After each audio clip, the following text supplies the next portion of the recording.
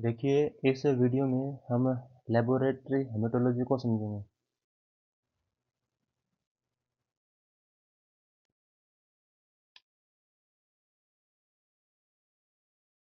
देखिए, haemoglobin estimation का मतलब ये होता है कि ब्लड में मौजूद हीमोग्लोबिन की मात्रा को मेज़र कैसे किया जाता है।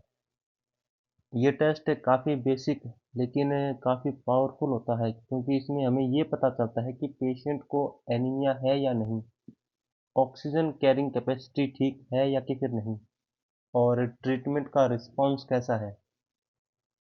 क्लिनिकली जब कोई पेशेंट कमजोरी, चक्कर, सांस फूलना, पीलापन होना या कि फिर फटीग जैसी शिकायत लेकर आता है, तो सबसे पहला टेस्ट अक्सर एचबी एस्टिमेशन ही होता है।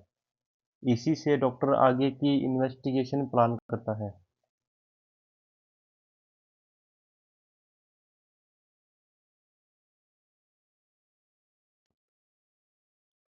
पेरिफेरल ब्लड स्मीयर, इसमें पेशेंट के ब्लड की एक पतली लेयर ग्लास स्लाइड पर फैलाकर स्टेन की जाती है और फिर माइक्रोस्कोप से देखी जाती है।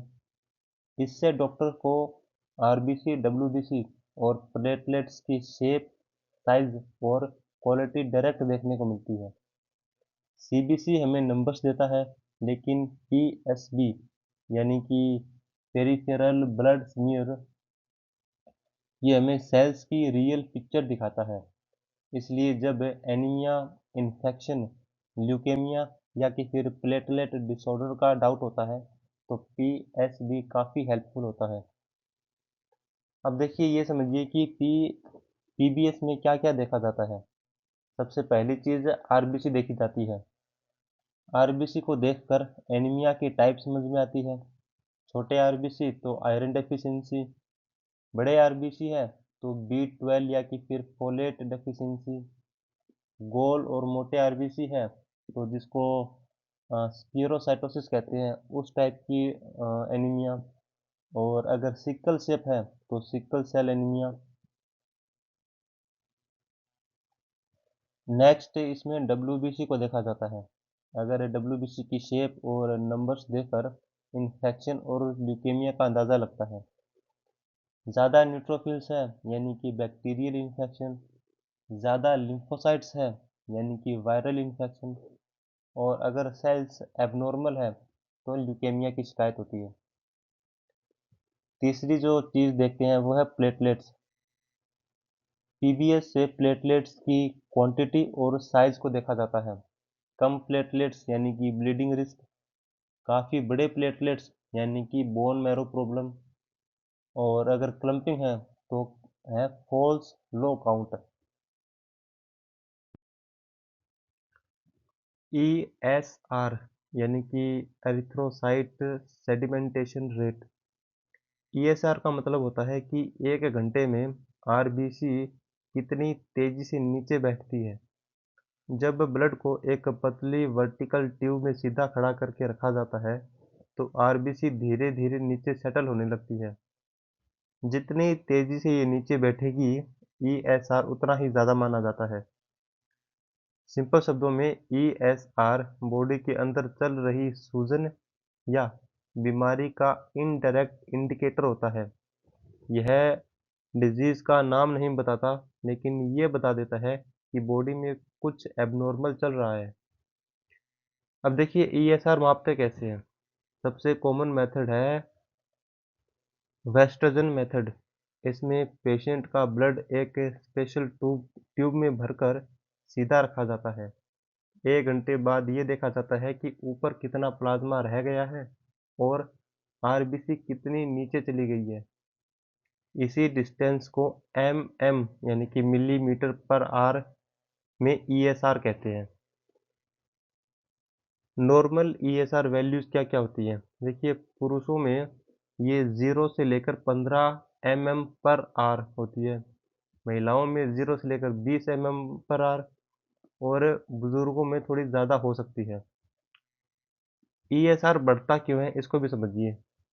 देखिए, नॉर्मली आरबीसी एक दूसरे से अलग रहती है और धीरे धीरे बैठती है, लेकिन जब बॉडी में इन्फेक्शन या इन्फ्लेमेशन होता है, तो ब्लड में कुछ प्रोटीन्स जैसे कि फाइब्रिनोजेन या ग्लोबुलिन ये बढ़ जाते हैं। ये प्रोटीन्स आरबीसी को आपस में चिपका देते हैं, जिससे कि वे भारी हो जाती है और जल्दी नीचे बैठने लगती है। इसलिए ईएसआर बढ़ जाता है। ईएसआर बढ़ता है इन कंडीशंस में, जैसे कि इन्फेक्शन में, टीबी में, रिमेटॉइड अर्थराइटिस में, कैंसर, ऑटो इम्यून डिजीज या कि फिर क्रोनिक इन्फ्लेमेशन में। और ईएसआर कम कब होता है? ईएसआर तब कम होता है जब पोलिस्थीमिया यानी कि आरबीसी ज़्यादा हो जाए तब, या कि फिर सिकल सेल एनीमिया हो जाए, या कि फिर काफ़ी ज़्यादा डिहाइड्रेशन हो जाए। उस कंडीशन में ईएसआर कम हो जाता है। बोन मैरो एग्जामिनेशन एक काफ़ी इम्पोर्टेंट डायग्नोस्टिक टेस्ट माना जाता है। इसमें डॉक्टर ये देखता है कि बॉडी के अंदर ब्लड सेल्स कैसे बन रहे हैं। जैसा कि हम जानते हैं कि आरबीसी, डब्ल्यूबीसी और प्लेटलेट्स तीनों का निर्माण बोन मैरो में ही होता है। जब किसी पेशेंट में severe anaemia, leukaemia, unexplained fever, low platelets या कि फिर बोन मैरो फेलियर का डाउट होता है, तब ये टेस्ट किया जाता है ताकि रूट कॉज को क्लियर कर सकें। इस टेस्ट में यूजुअली हिप बोन, इससे एक स्पेशल निडल की मदद से बोन मैरो निकाला जाता है। दो तरीके होते हैं, एस्पिरेशन जिसमें लिक्विड बोन मैरो लिया जाता है, और बायोप्सी जिसमें मैरो का छोटा सा सॉलिड पीस निकाला जाता है। प्रोसीजर लोकल एनेस्थीसिया में किया जाता है, इसलिए पेन काफ़ी कम होता है और पेशेंट सेफ रहता है।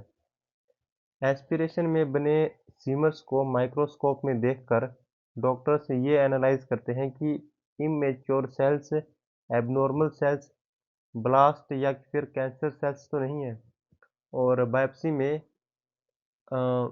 मैरो की ओवरऑल स्ट्रक्चर, फाइब्रोसिस या कि फिर इनफिल्ट्रेशन का पता चलता है।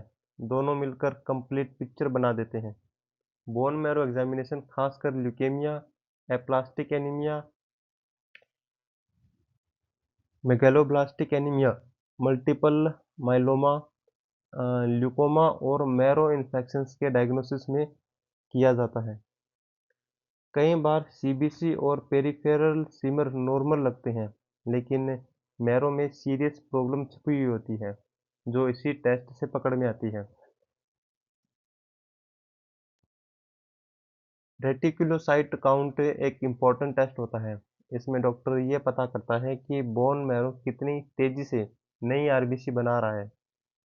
रेटिकुलोसाइट असल में इमेच्योर आरबीसी होती है, जो बोन मैरो से निकलकर ब्लड में आती है और 1 से 2 दिन में मैच्योर आरबीसी बन जाती है। इसलिए इनकी संख्या को देखकर हमें मैरो की वर्किंग कैपेसिटी का डायरेक्ट आइडिया मिल जाता है। जब किसी पेशेंट में एनीमिया होता है तो सिर्फ हीमोग्लोबिन देखना काफ़ी नहीं होता। डॉक्टर से ये भी जानना चाहता है कि बॉडी उस कमी को पूरा करने की कोशिश कर भी रही है या नहीं।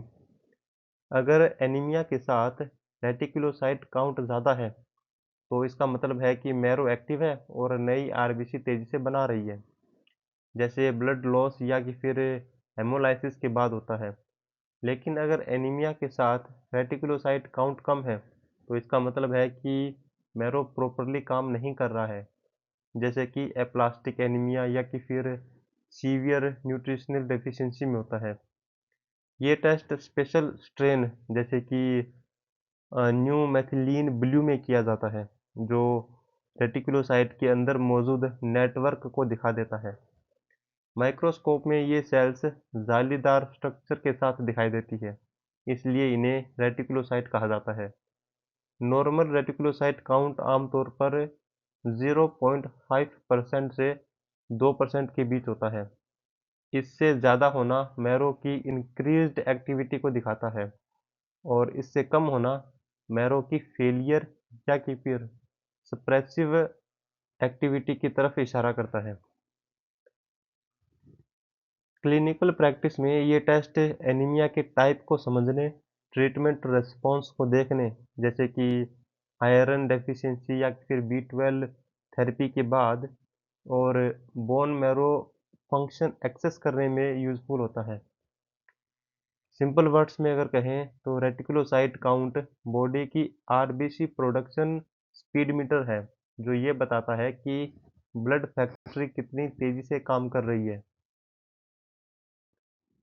देखिए, आरबीसी मॉर्फोलॉजी पैटर्न का मतलब होता है माइक्रोस्कोप में देखने पर आरबीसी की साइज, शेप और कलर में होने वाला बदलाव। पेरिफेरल ब्लड स्मीयर से डॉक्टर ये समझ पाता है कि एनीमिया किस टाइप का है, मैरो कैसे काम कर रहा है और कोई जेनेटिक या क्रोनिक डिजीज तो नहीं है। हर पैटर्न किसी न किसी स्पेसिफिक प्रॉब्लम की तरफ इंडिकेट करता है, जिसमें पहला है माइक्रोसाइटिक हाइपोक्रोमिक आरबीसी। इस पैटर्न में आरबीसी नॉर्मल से छोटी होती है और बीच में पेल यानी कि हल्की दिखती है, क्योंकि हीमोग्लोबिन कम होता है। सबसे कॉमन कॉज होता है आयरन डेफिशिएंसी एनीमिया। थैलेसीमिया में भी ऐसा पैटर्न दिख सकता है। ऐसे पैटर्न्स में कमजोरी, चक्कर और पैलर्स होना आम बात होती है। दूसरा पैटर्न है मैक्रोसाइटिक आरबीसी। इसमें आरबीसी नॉर्मल से बड़ी हो जाती है। यह यूजुअली विटामिन B12 या फोलेट डेफिशिएंसी में होता है। कई बार लीवर डिजीज और अल्कोहलिज्म में भी दिखाई दे सकता है। ऐसे पेशेंट्स में वीकनेस के साथ नर्व प्रॉब्लम भी हो सकती है। तीसरी कंडीशन है नॉर्मोसाइटिक नॉर्मोक्रोमिक आरबीसी। इस पैटर्न में आरबीसी साइज और कलर दोनों नॉर्मल होते हैं, लेकिन संख्या कम हो सकती है। यह अक्सर acute blood loss, chronic disease anaemia या कि फिर किडनी डिजीज में दिखाई देता है। मतलब प्रॉब्लम प्रोडक्शन या लॉस में होती है, न कि सेल की स्ट्रक्चर में। अगली कंडीशन है स्पियरोसाइटिस। स्पियरोसाइटिस में गोल और मोटी आरबीसी होती है, जिसमें बीच का पेल एरिया नहीं दिखाई देता। ये ज़्यादा फ्रगाइल होती है और जल्दी टूटने लगती है। यह पैटर्न हेरिडिटरी स्पियरोसाइटिस और ऑटो इम्यून हेमोलाइटिक एनीमिया में मिलता है। नेक्स्ट कंडीशन है सिकल सेल्स। इसमें आरबीसी सिकल के जैसी शेप की हो जाती है। यह सिकल सेल एनीमिया, जिसको जेनेटिक डिजीज बोलते हैं, इसमें होता है। ये सेल्स आसानी से ब्लॉक बना सकती है, जिससे पेन, क्राइसिस और ऑर्गन डैमेज भी हो सकता है। नेक्स्ट कंडीशन है टारगेट सेल्स। टारगेट सेल्स में आरबीसी बीच में गहरा और चारों तरफ हल्का घेरा बना लेती है, जैसे कि शूटिंग टारगेट। यह पैटर्न थैलेसीमिया, लीवर डिजीज और हीमोग्लोबिनोपैथीज में मिलता है।